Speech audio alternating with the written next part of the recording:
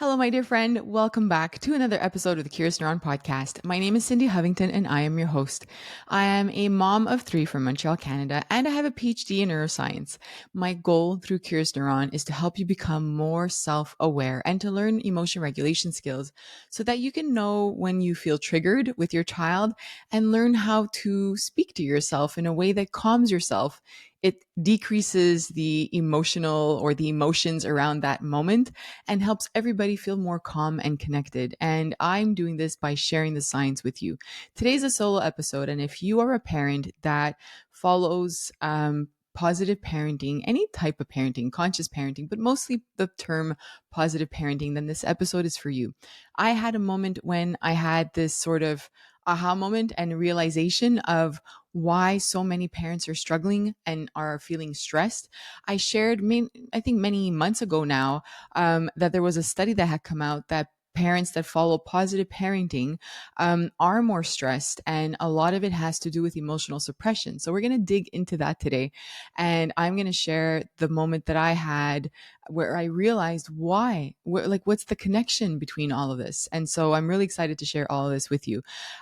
First, if you haven't done so yet, please take a moment to rate the podcast and review it. The more you can do that, the more I can get the metrics in order to support the podcast. This podcast is sponsored and supported by the Tannenbaum Open Science Institute, as well as the McConnell Foundation. And without the metrics increasing and improving, this will not continue. And so I'm really excited that I have the support of these two organizations that really believe in taking science and putting it out there for all of you. And that's why Curious Neuron was born, through my belief that science shouldn't be behind this paywall or not translated in a way that all of us could understand. And so I'm excited that they believe in that too. You can follow Curious Neuron on Instagram, in Curious_Neuron, or on Facebook, Curious Neuron. We have a Facebook page as well called The Reflective Parent. You're going to notice, or you might have noticed now in the past couple of months, there's been a big shift in terms of how I speak about Curious Neuron. We, or my team and I'm lucky to have some people that are working with me. We realize that a lot of the struggles that we have as parents is because we haven't learned these emotional intelligence skills. Reflective skills allow you to build that self-awareness. And I wish I had this magic wand that would make all of the parenting struggles go away and all those chaotic moments, but I don't. However, when we do become more self aware and learn how to regulate our emotions, regardless of what's happening in front of us, we're not suppressing, we're regulating our emotions, we're setting boundaries if we have to. And all of that leads to lower stress and makes things feel a bit easier. And guess what? As we are learning how to become self aware and regulate our emotions, our child sees what we're doing, sees how we're modeling this. And so they learn how to control their emotions and cope with very uncomfortable emotions. And then the relationship feels easier. And then we start doing this with other people in our lives, like our partners. And rather than feeling triggered in a conflict, we self regulate and we ask questions. We say things like, I'm getting the feeling that you're feeling this way, or I'm assuming what you meant by this is that. Am I correct? And we don't lash out again because we're not as easily triggered. And it's not about digging into our past. It's truly about understanding our present and how we react and why we react to certain things. And so relationships all around us and even at work, things feel easier because Susie says something, and rather than you feeling triggered, you say, okay, that's a Susie thing. That's a you thing. And so I'm good. It has nothing to do with me. We have so many thoughts that run in our minds. We went through this inside the Reflective Parent Club. Thoughts like catastrophizing thoughts. When we personalize, right? When we start labeling ourselves as a bad parent, a stupid person, we all do that in some moments, but we worked on this inside the Reflective Parent Club. You're going to also notice a shift in the way that I speak of the Reflective Parent Club. Nothing has changed inside. We are still meeting every single week for 1 hour. I help you build self awareness skills by understanding. You share stories, and I say, well, how about this perspective? Or what was the thought going in your mind? And so we understand the connection between our thoughts, our emotions, our physical sensations. One of the parents had chronic pain and realized, oh yeah, when I'm having these ups or these moments when I feel more pain, I'm less patient. All of these lead to a behavior that we have as parents, whether it's being less patient, less empathetic, less connected to our child. And if we could understand where we get stuck in that cycle, then the behavior changes, and then the whole home environment changes, and things just feel lighter rather than heavier. But what's changing inside the Reflective Parent Club is we've now eliminated the membership aspect of it. It is no longer a monthly membership. It is no longer a yearly membership. It is a 3-month program. We are launching this week a course that we've put together that will walk you through self awareness, emotion regulation skills, conflict resolution skills with your partner, and parenting skills. And so all of these are being put together in a course that you can do at your own pace while coming to the calls every single Tuesday in order to talk about where you're at, where you're stuck, what do you need help with. And I give you a new reflection prompt every Tuesday because I like to bring awareness to certain things that you might not think of. For example, unrealistic expectations that we have for ourselves, our children, and our partners sometimes, and people around us.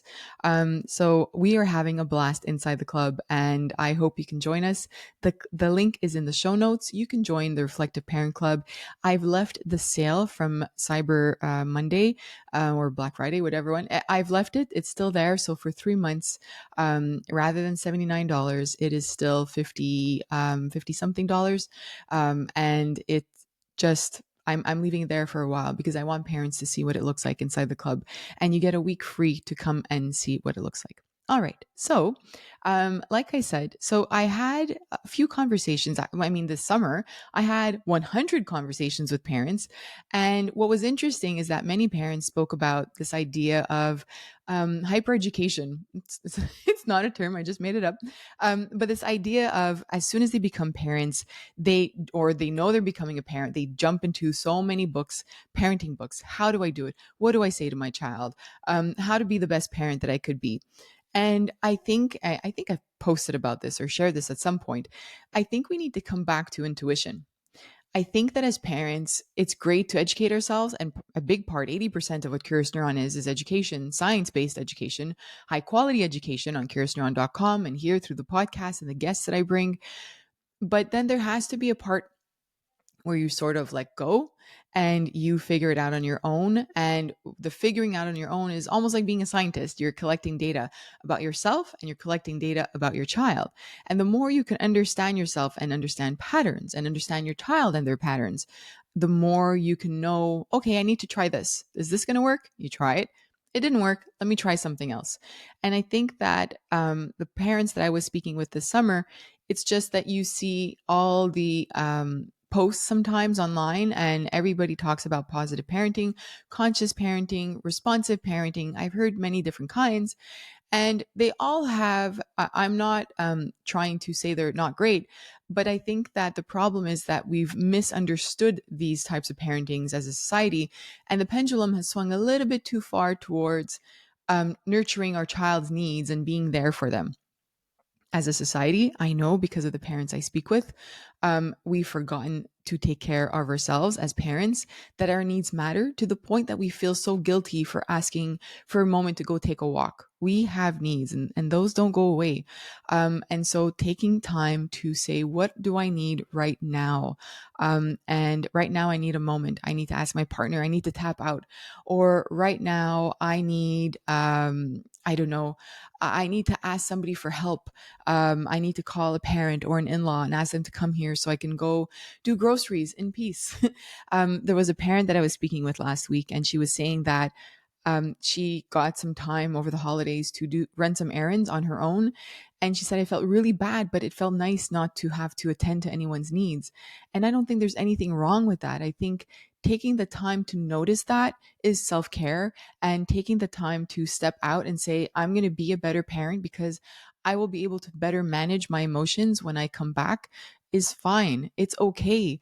And you become a better version of yourself in that moment when you feel regulated and calm and nurtured and taken care of. And so, with the positive parenting movement that we've seen, like I said at the beginning, there's also been a shift around the idea of our emotions, that we have to stay calm for a child.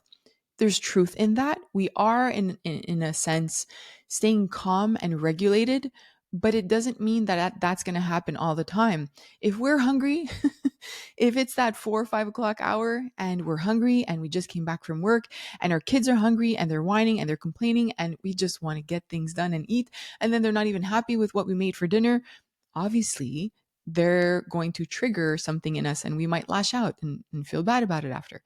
But if we can just be more self aware and say, hey, that's okay. Cindy, you were hungry. It's fine. The moment has passed now. We don't have to get stuck in this sort of snowball effect in our minds of putting ourselves down, feeling bad about the moment, and then that follows us into the evening. And so, if we can be more aware of our emotions, we could become more not just attuned, but flexible in how we are managing and dealing with emotional situations. Because as a parent, there are lots of emotional situations. They're coming at us left, left and right, and that we've got to find ways to manage that a little bit better. Another thing I realized as I was talking to a parent who is seems to be very much of a perfectionist. I don't know if you can relate to this. This parent is a high achiever in work. This parent wants to maintain a good looking house, a clean house, a maintained house. And so everything is pristine. And so when kids act out, that's out of the box of what perfection is. And then in the style of parenting, when you lash out at your child or scream or get really frustrated and go towards threats rather than staying calm, as the positive or conscious parenting movement has suggested, then according to the definition of that kind of parenting, I'm making a box with my hands. If you're not in that box anymore, you are no longer in that box. And so for a parent who's a perfectionist, you have failed. Every single time that you get out of that calmness, you have failed. And that's a heavy burden to carry. And that was my moment of realization last week, where I heard a parent talking about how hard it is to stay calm, and that every time she yells, she's failed. And so what happens is that you are leaving for work in the morning and you've been with your kids for an hour and a half. You've already failed 3 times because nobody wanted to get dressed. And so you failed. And then you bring them to school or to daycare, and you're driving yourself to work or walking to work, and you already have on your mind that you failed as a parent that morning. It's a heavy burden. And so that is why I realized this week we really need to move away from that. It's time. It's done its work. We use this. We're still using the guiding light of authoritative parenting, where we want to keep the warmth and sensitivity as well as limits and boundaries. Both are important in parenting, but can't we just use that as our guiding light? But it'll look different for me and it'll look different for you in your home. But if that's our guiding light, then whenever we are off, we kind of bring ourselves back onto that path of, ooh, today I wasn't really warm and responsive. And so I need to be mindful of that tomorrow. Or, hmm, I really let go of limits and boundaries this weekend. It was a free for all, but we had a lot of fun. Back to limits and boundaries on Monday. How can we set ourselves up for success rather than failure as parents?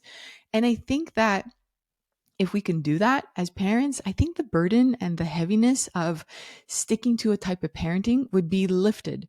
Also, I hear from so many parents, moms in particular, that argue with their spouse because the mom has read all of these books that suggest positive parenting or conscious parenting or responsive parenting is the best kind of parenting.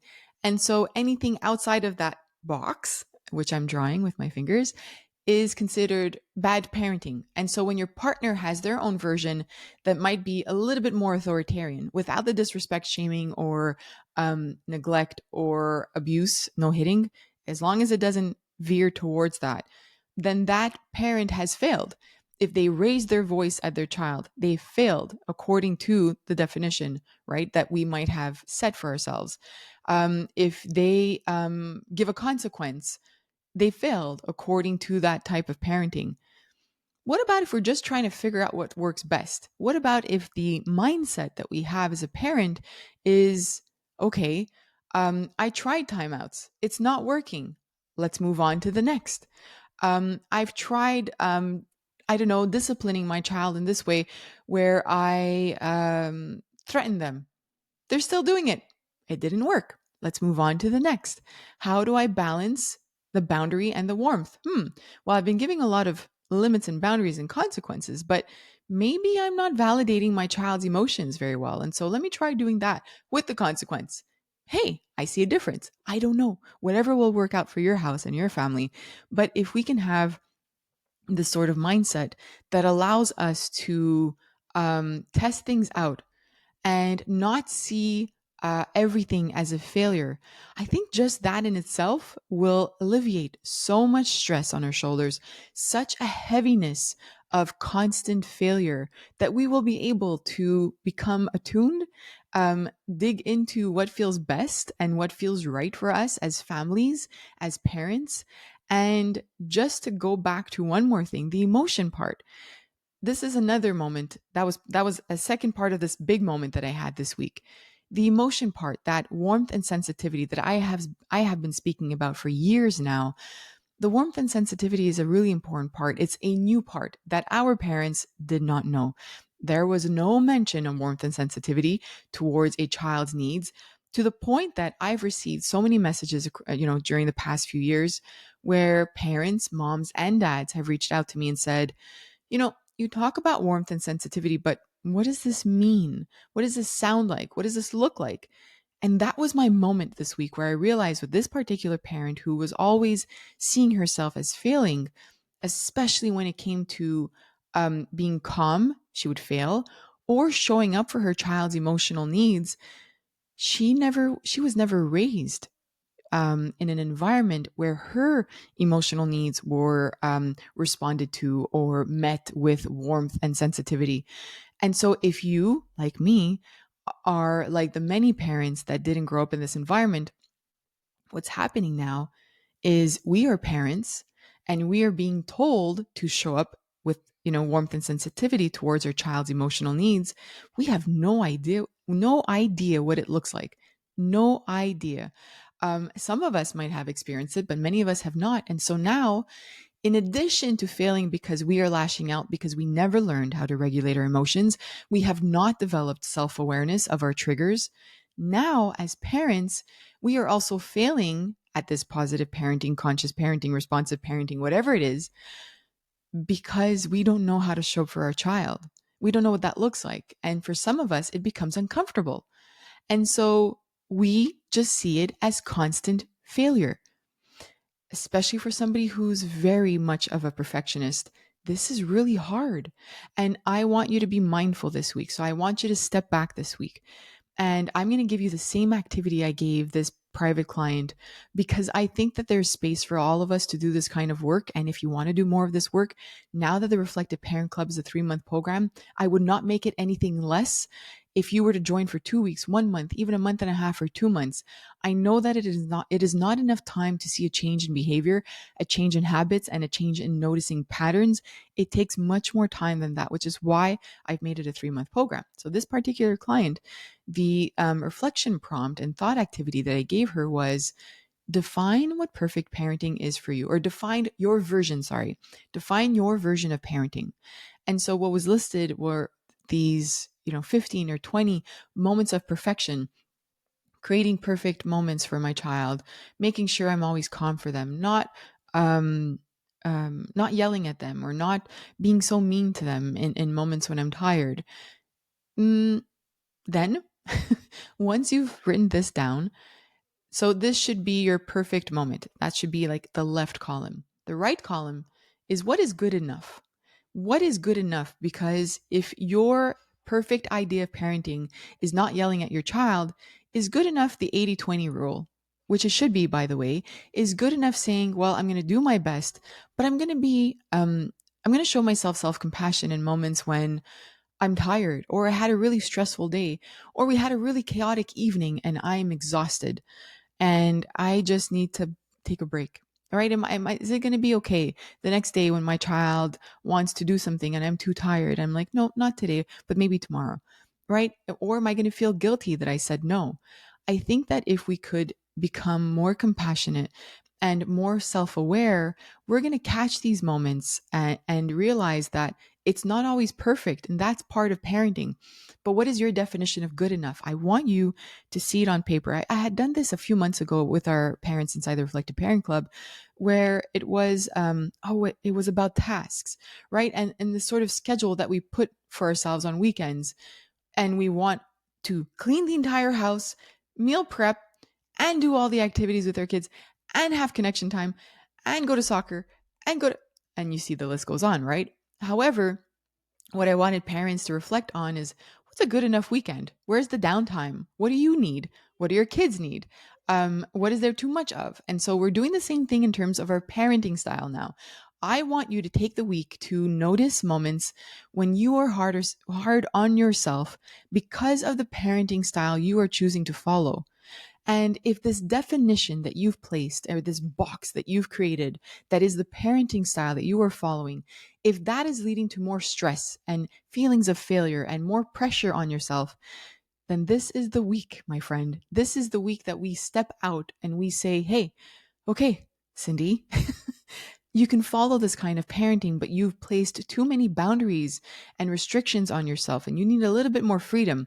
We need to make mistakes because with those mistakes, we are going to learn what the needs are of our child or what works for us as well. But if we don't make those mistakes, then we don't know what's best.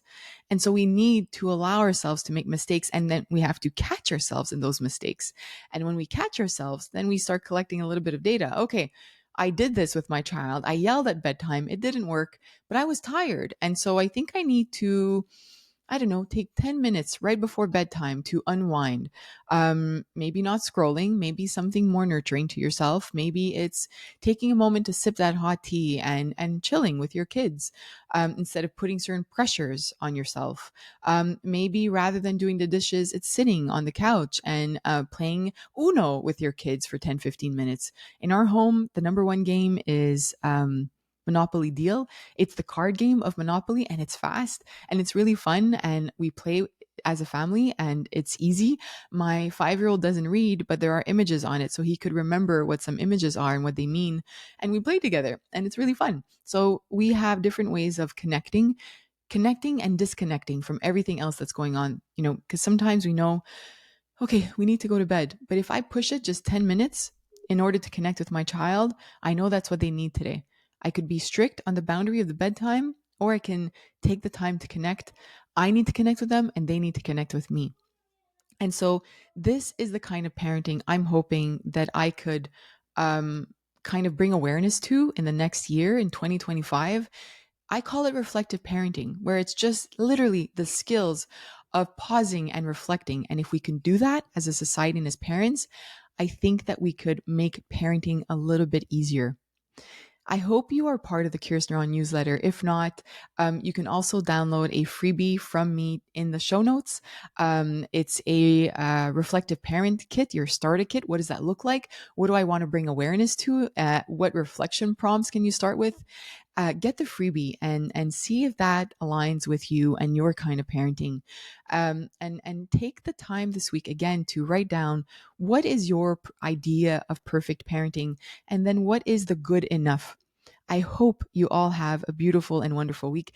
Don't forget, if you liked this episode or you think it could help somebody that's really putting pressure on themselves, send it to them, share it with them, share it on social media, tag Curious Neuron, help us grow as a community and put the word out there that reflective parenting, in our opinion, in my opinion, is the way for us to become more resilient as parents, more confident, and that competence. Most parents that come into the Reflective Parent Club have low competence, meaning that they don't think they have the skills.